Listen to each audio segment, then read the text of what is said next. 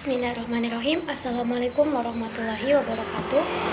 Perkenalkan, nama saya Rospika dengan NIM 20040300024. Baik, di sini saya akan menjelaskan materi mengenai kompensasi. Nah, di mana yang seperti yang kita ketahui bahwa kompensasi ini adalah semua pendapatan yang berbentuk uang, barang langsung atau tidak langsung yang diterima karyawan sebagai imbalan atas jasa yang diberikan kepada perusahaan.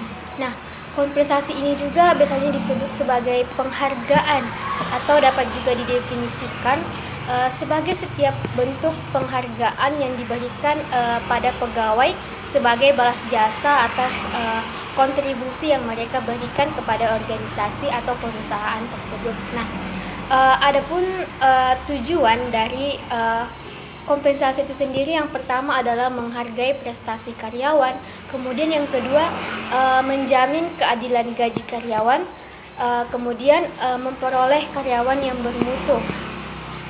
Nah, selanjutnya yaitu kepuasan kerja. Nah, maksudnya adalah dengan balas jasa biasanya itu pegawai akan dapat memenuhi kebutuhan-kebutuhan fisik atau sosial sehingga ia memperoleh kepuasan kerja dari jabatannya.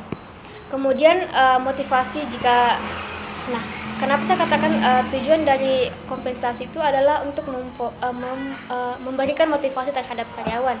Misalkan jika balas jasa yang diberikan dapat memotivasi bawahannya cukup besar sehingga seorang manajer akan lebih mudah memotivasi bawahannya.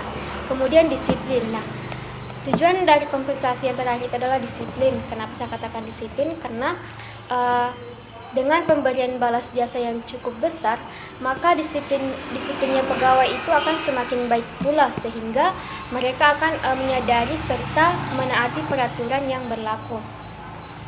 Kemudian selanjutnya yaitu mengenai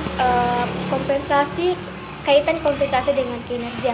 Jadi seperti yang saya jelaskan tadi, bahwasannya ini kita bisa simpulkan bahwa kompensasi yang berupa gaji, intensif, bonus, tunjangan pekerjaan, dan lingkungan pekerjaan adalah faktor penting yang memengaruhi meningkatnya suatu kinerja karyawan.